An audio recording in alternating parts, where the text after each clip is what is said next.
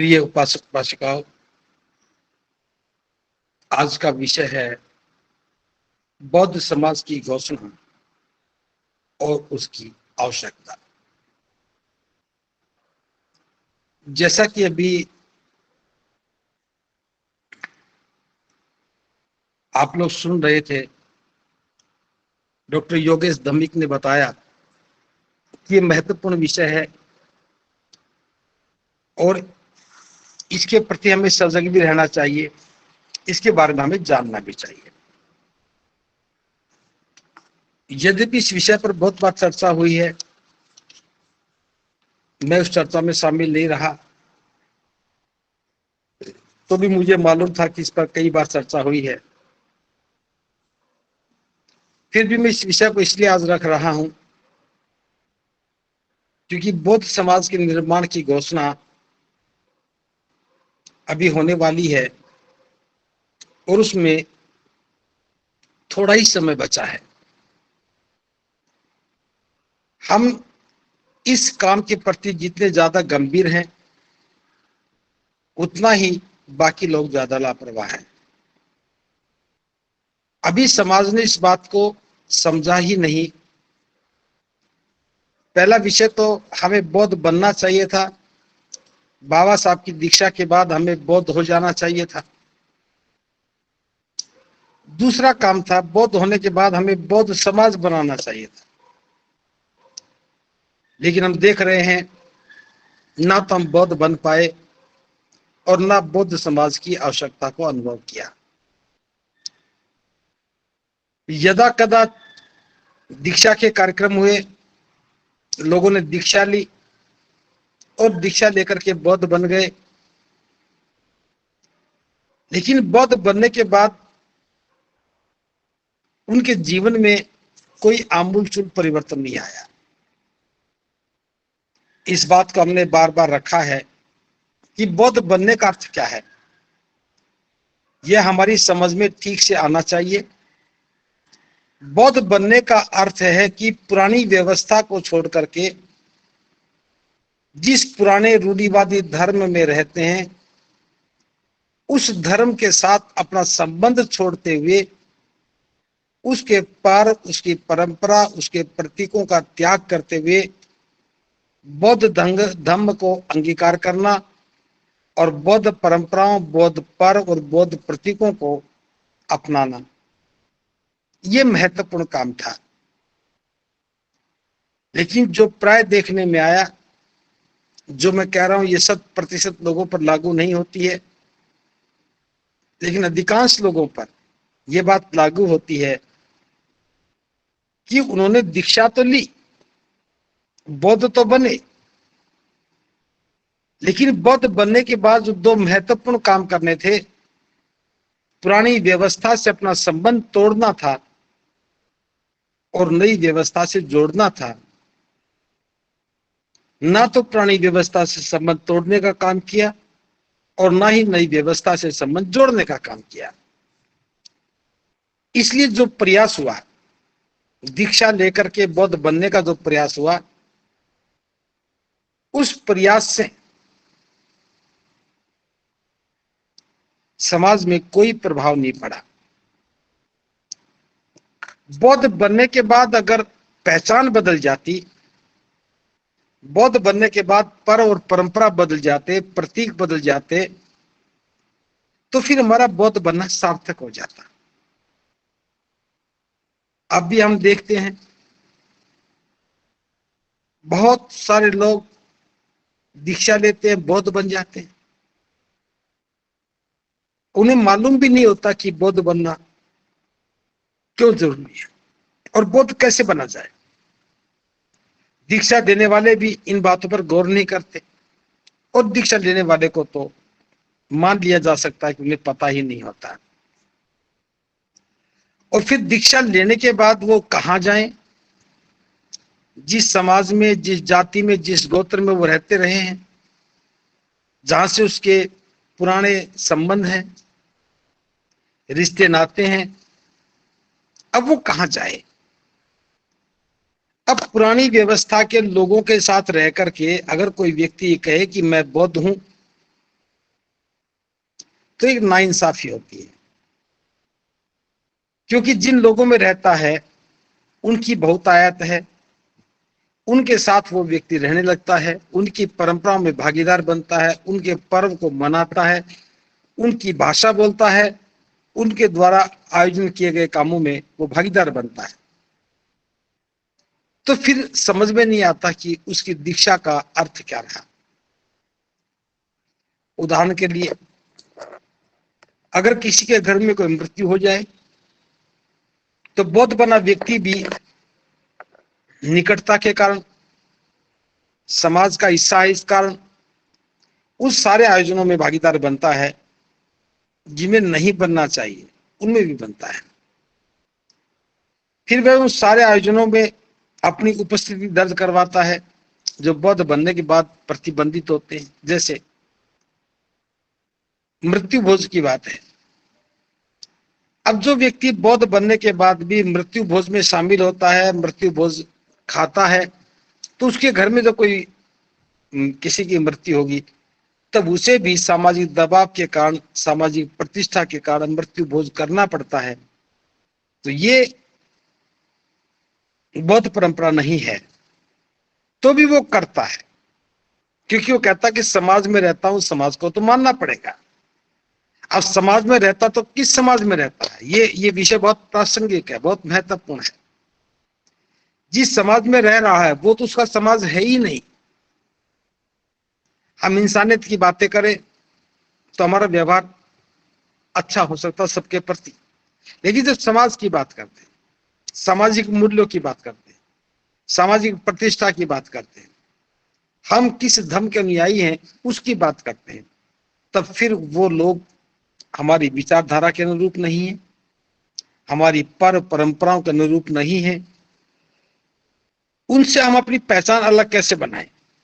जैसे उदाहरण के लिए, अब दिवाली आएगी, जो लोग दिए जला रहे हैं, जिनके घर में आतिशबाजी हो रही है, हम या हमारे बच्चे अगर उसी का हिस्सा बन गए हैं तो फिर बहुत मुश्किल होगा ये समझा पाना कि आप बौद्ध हैं या अबौद्ध हैं। तो पहली बात तो ये इसकी आवश्यकता अनुभव होती है कि बौद्ध बनने के बाद हमें ये पता लगना चाहिए कि हम बौद्ध हैं। दूसरी बात, जैसे किसी घर में विवाह है, अगर लड़की का विवाह है, वह व्यक्ति हमें आमंत्रण देता है तो फिर आप वहां कन्यादान भी देते हो। या आपके घर में किसी लड़की का विवाह है और आप किसी दूसरे व्यक्ति को आमंत्रण देते हो तो वो हमें कन्यादान देने के लिए आता है, आप ले लेते हो।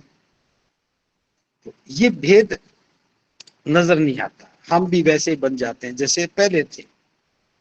तो इस आवश्यकता को अनुभव किया गया कि परंपरा कब विराम देंगी? ये परंपरा जब बदलेंगी जब हम दीक्षा के बाद घोषणा करें कि हम बौद्ध हैं, हमारी पहचान अब बौद्ध की पहचान है, हमारी कोई जाति नहीं है। जब हम जाति मुक्त होने की घोषणा करेंगे तो जो सजातीय लोग थे उनकी समझ में आएगा कि अब ये व्यक्ति आपकी जाति का हिस्सा नहीं है। अगर हम जाति से मुक्त होने की घोषणा नहीं करते तो दीक्षा लेने के बाद भी हम लोगों को उसी जाति का हिस्सा मान लिया जाता है और उसी जाति का हिस्सा बने रहने से हमारी पहचान का संकट खड़ा हो जाता है, हम बौद्ध कहें या फिर अबौद्ध कहें। इसलिए जाति को खत्म करना है तो फिर जो जाति का बाड़ा है, जो जाति का समूह है, जिस समूह में जातिवादी मानसिकता के लोग रहते हैं, हमें अपने आप को उनसे अलग रखना पड़ेगा बौद्ध बनने के बाद। अगर बौद्ध बनने के बाद आप जाति का समर्थन करते हो, जाति के साथ खड़े हो, तो फिर आपकी दीक्षा लेना और बौद्ध पहचान का कोई अर्थ नहीं बचता है। तो ये बात समझ में आ जानी चाहिए कि बौद्ध बनने के बाद हमारी पहचान बौद्धों की ही होनी चाहिए। अब उसके लिए हमें कैसे पता लगेगा कि कौन बौद्ध है? अब जैसे उदाहरण के लिए मैं बात करूं, हम किसी भी नगर में हैं, महानगर में हैं, उसका विस्तार ही बहुत होता है, उसके एक मोहल्ले के लोगों का दूसरे मोहल्ले के साथ कोई संबंध नहीं होता। ऐसे में मान लो एक शहर है एक बड़ा नगर है, महानगर है, उसमें 100 लोग दीक्षा लिए हुए हैं। अब ये 100 लोग अपनी अपनी जातियों में सजातीय लोगों के साथ तो संबंध बनाए रखते हैं, लेकिन बौद्ध होने के साथ नाते बौद्धों के साथ कोई संबंध नहीं बनता है।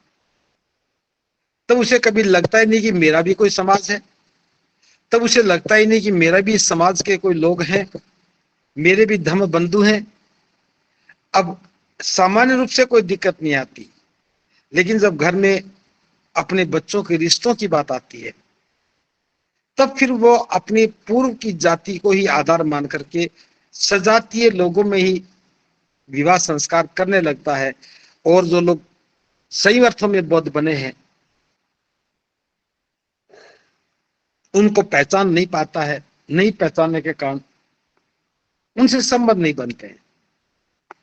और एक नगर में रहते हुए भी, एक महानगर में रहते हुए भी एक बौद्ध व्यक्ति दूसरे बौद्ध व्यक्ति को जानता तक नहीं है।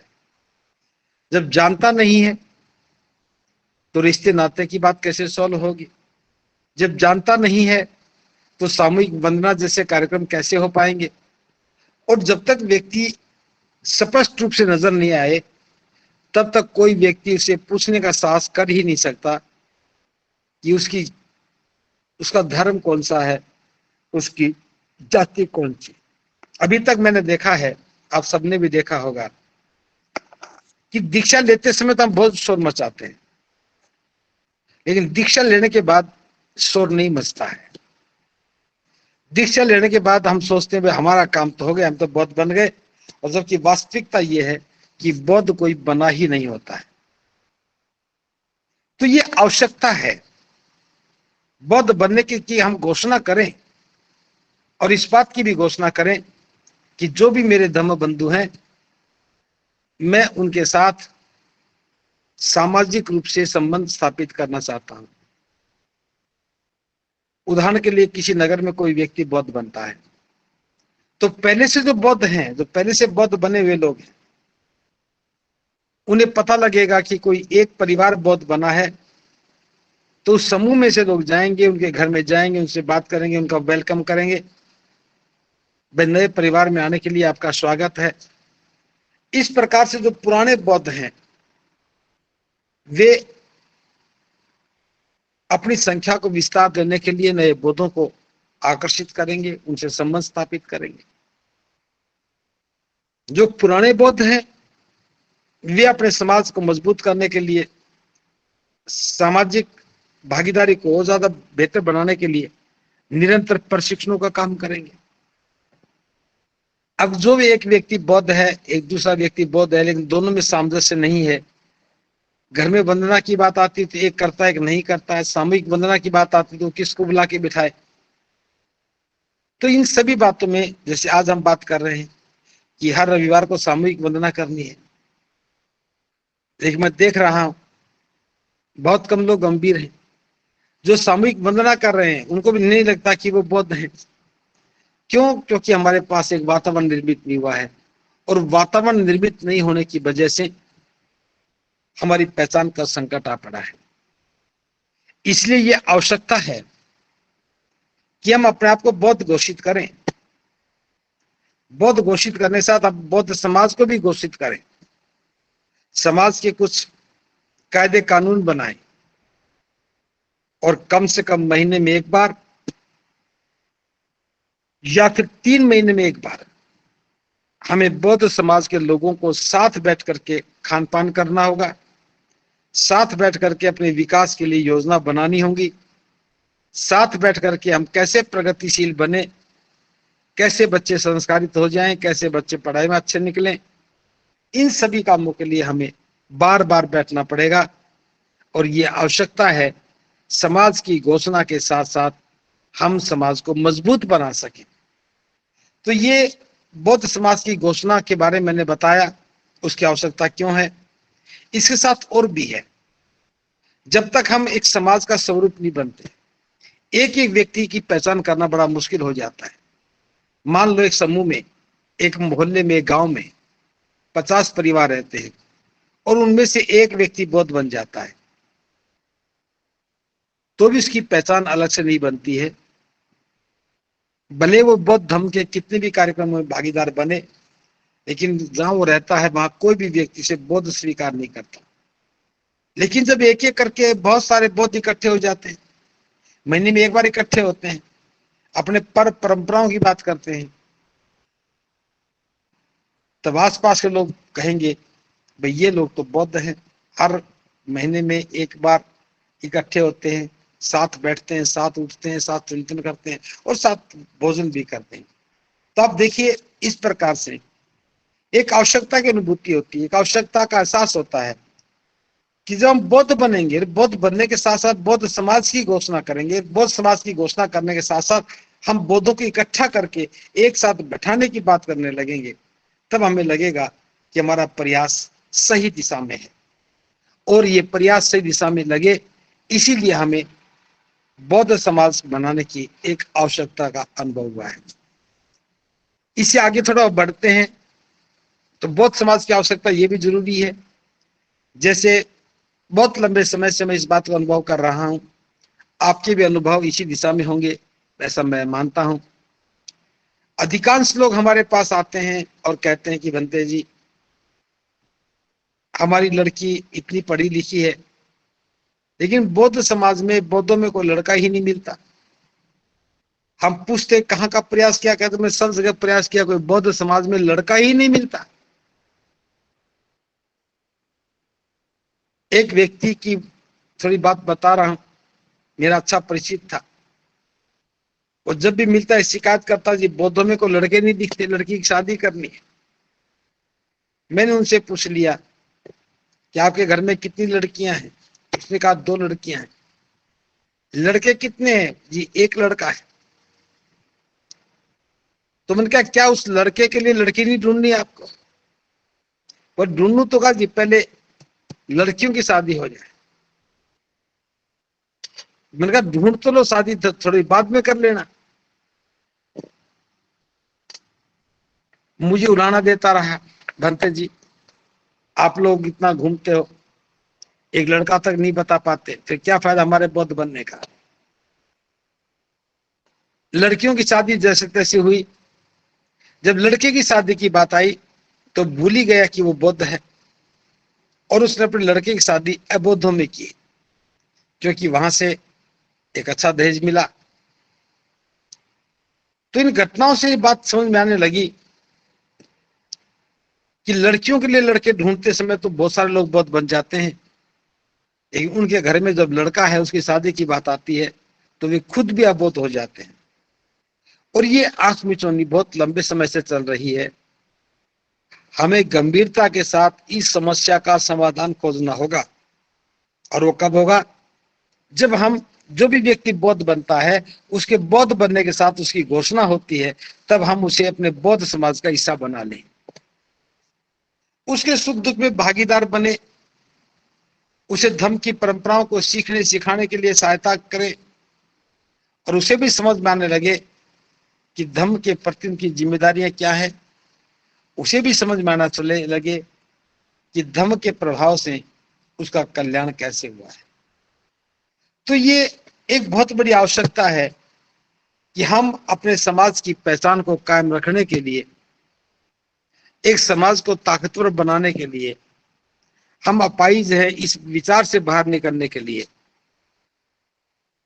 हमें ये काम करना ही होगा कि हम बौद्ध बने, बौद्ध बनने की घोषणा करें और बौद्ध समाज के निर्माण का काम भी करें।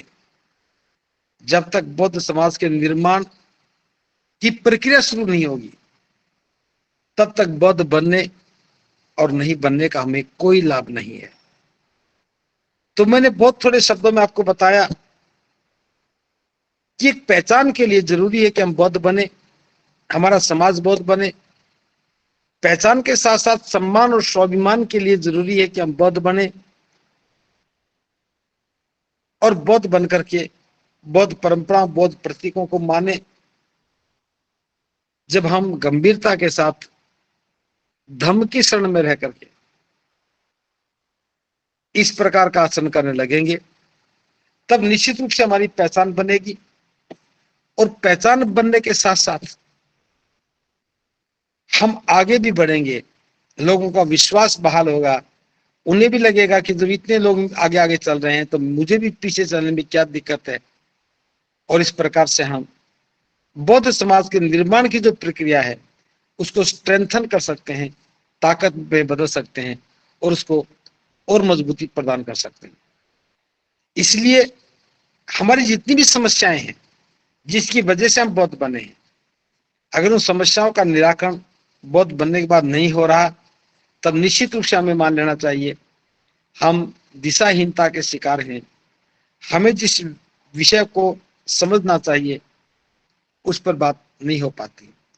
तो जो बौद्ध बनने के बाद जो बहुत सारी समस्याएं आती हैं, विवाह शादी की समस्या है, पर्व की समस्या है, प्रतीकों की समस्या है, आसपास के लोगों की व्यंग की समस्या है, और कोई हमारी पहचान नहीं बन पा रही, ये भी एक समस्या है। इन सब बातों का समाधान करने के लिए हमें बौद्ध समाज की घोषणा और घोषणा के साथ साथ बौद्ध समाज की स्थापना का प्रयास भी करना होगा। और उसके साथ हम बिल्कुल स्पष्ट रूप से आगे बढ़े कि मैं बौद्ध बना हूं तो जाति से मुक्त भी हूं, मैं बौद्ध बना हूं तो गोत्र से भी मुक्त हूं। और इस विचार के साथ जब हम आगे बढ़ेंगे तब निश्चित रूप से आज का जो विषय है बौद्ध बनने की आवश्यकता और बौद्ध समाज की निर्माण की घोषणा, ये हमारा पूरा हो सकेगा। बातें तो इस पर बहुत ज्यादा की जा सकती हैं, लेकिन मैं थोड़ा विराम देते हुए मैं चाहता हूं कि इस विषय पर कुछ डायलॉग्स किए जाएं। जो भी श्रोता लोग हैं